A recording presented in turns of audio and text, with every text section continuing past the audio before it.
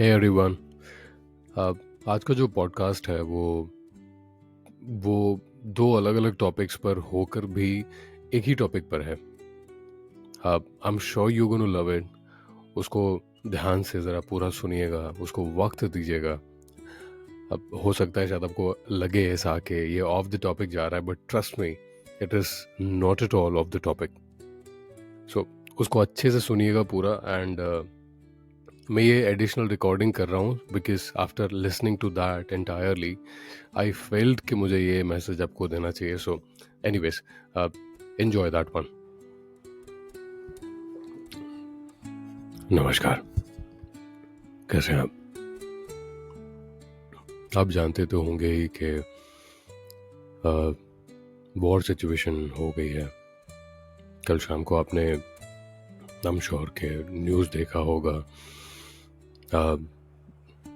हर जगह, मतलब पंजाब में, भुज में, श्रीनगर में ब्लैकआउट्स। तो मैं न्यूज़ आई वाज जस्ट उस वक्त बैठा हुआ था, I was just going through some social media and I saw some of the channels.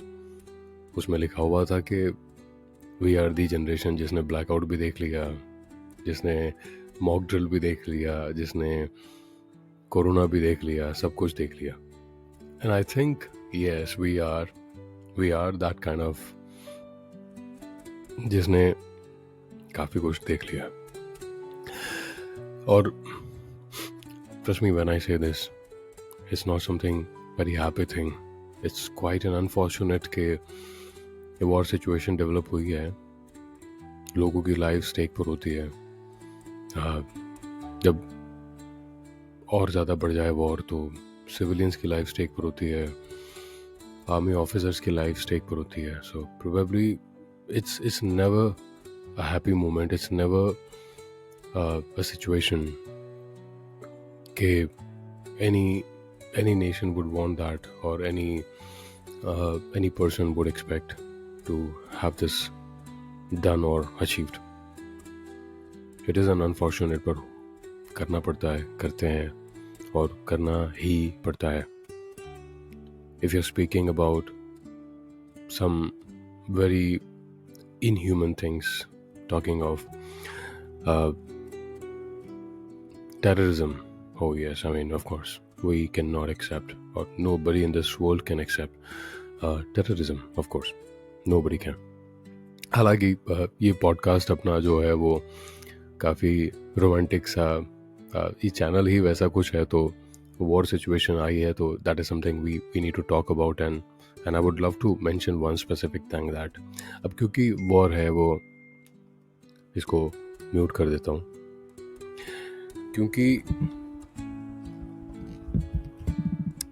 क्योंकि वॉर है और क्योंकि हम इस पॉडकास्ट चैनल पर उसकी बात कर रहे हैं। So how do we connect this with our human lives, I mean common lives.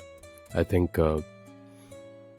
In war situation को अगर मुझे कनेक्ट करना होगा तो I will talk about ego. That is the latest very hot topic, ego.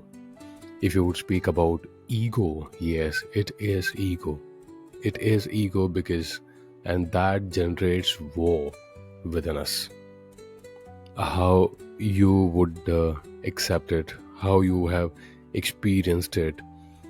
But I would personally say that एक ego एक ऐसी चीज़ है जो जिसके साथ बहुत सारे वर्ड्स जुड़ जाते हैं, जैसे कि मतलब हर इंसान में ईगो होता है।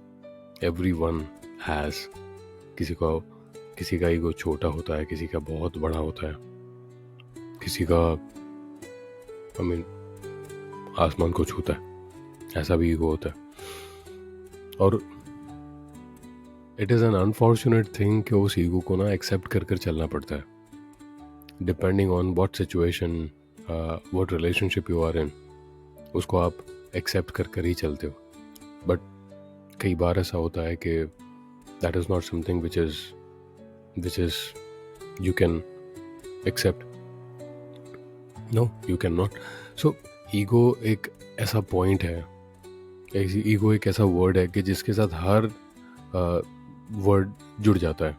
ईगो के साथ ego is accepted, ego is expected, ego is unaccepted, ego is unexpected, ego is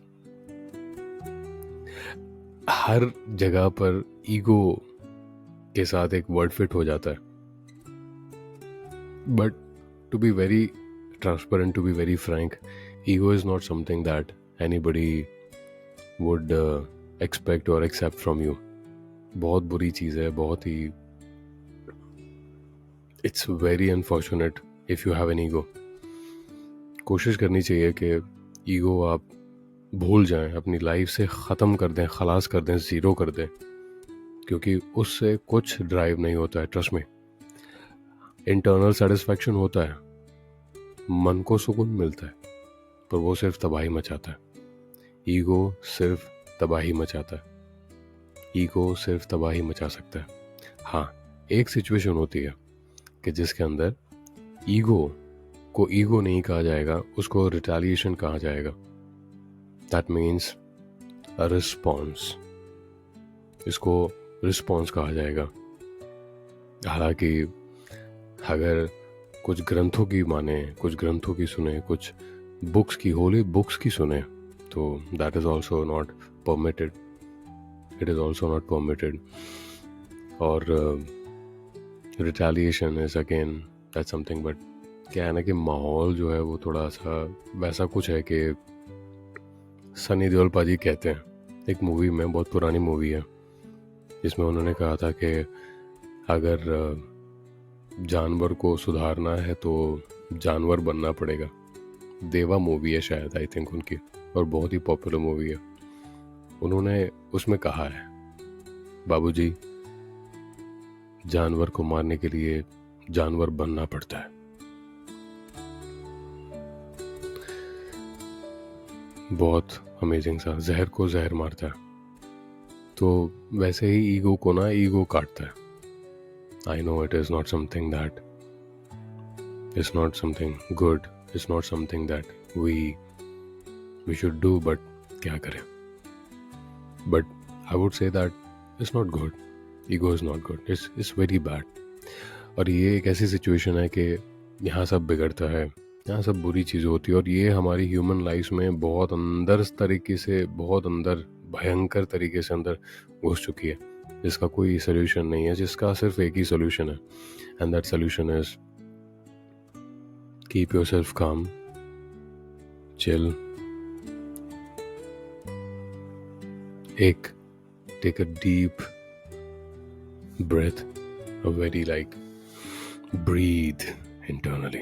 A simple solution for any problem is talk. The retaliation is when there is a situation where you cannot make somebody understand. जब आप किसी को समझा नहीं सकते, जब कोई सुनना ही नहीं चाहता है, जब कोई समझना ही नहीं चाहता है, और जब कोई ऐसी सिचुएशन पर आकर खड़ा है कि जब आपको परेशान कर रहा है, जिंदगी हराम कर दी है, ह्यूमन लाइफ्स पे आ गया है, now that is the situation कि आपको ईगो का जवाब ईगो से देना पड़ेगा. आई एम श्योर आप लोग समझ पा रहे होंगे कि मैं कहाँ बात कर रहा हूँ. But having this said, one thing is for sure कि war, ego, everything is just unfortunate, and that is not something that we are meant for. We are meant for peace, we are meant for good, we are meant to become better, to become the best, to love each other, to support each other.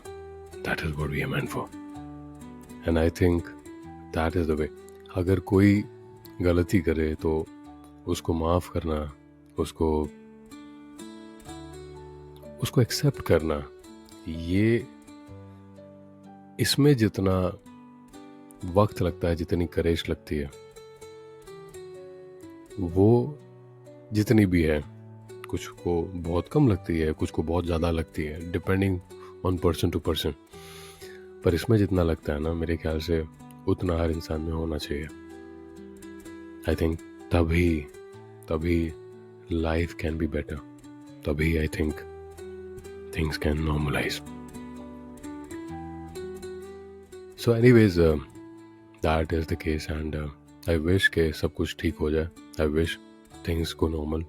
I wish ये ego का war जो है, जो whatever war it is, whatever is going on, सब कुछ शांत हो जाए, क्योंकि it's all about human lives. It's all about human lives. So let's pray that things go well.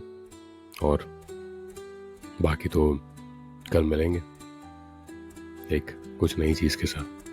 तब तक के लिए नमस्कार.